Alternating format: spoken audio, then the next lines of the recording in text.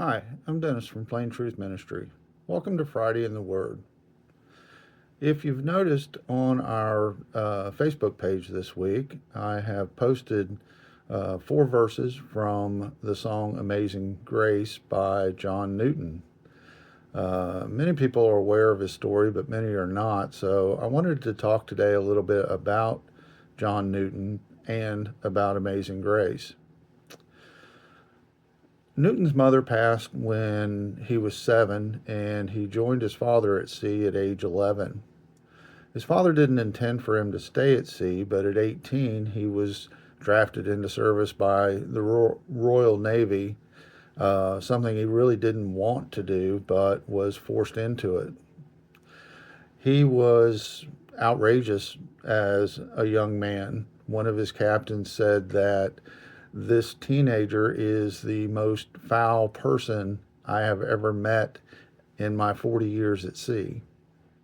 Gives you some indication of the kind of man he was, the kind of young man that he was.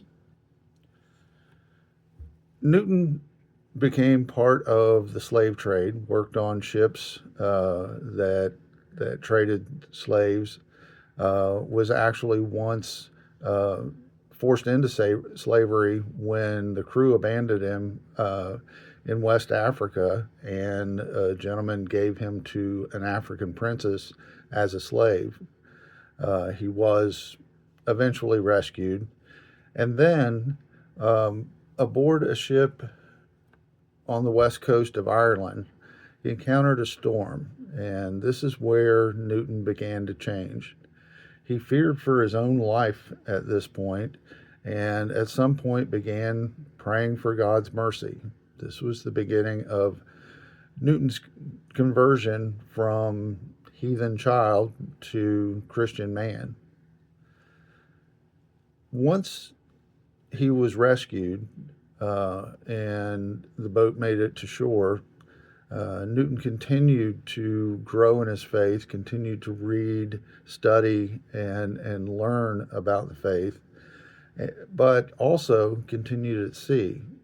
At one point, given a captaincy to a ship and made 2 journeys as a slave trader. He had a stroke in 1754, and that led him, along with his Christian faith, to leave the slave trade and move into the ministry. He spent the rest of his years in the ministry, rising in the Church of England, became a popular preacher within the church, so much so that they had to add a section into the church for the audience when it was his time to pray. He mentored many people, many young men who had lived difficult young lives, and helped them make decisions and used his past. And I think that's really, really important. He didn't abandon his past. He owned his past and used it to help others. Among the songs that he wrote are, of course, Amazing Grace. And if we begin to look at the lyrics, he begins, Amazing grace, how sweet the sound that saved a wretch like me. I once was lost, but now I'm found, was blind, but now I see.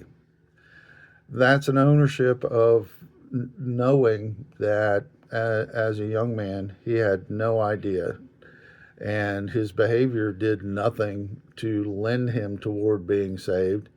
It was only God's grace that saved him both physically off the coast of Ireland and eternally. He knew he was lost, and he knows now that he had been found by God's grace. He goes on to say, "'Twas grace that taught my heart to fear, and grace my fears removed. How precious did that grace appear the hour I first believed."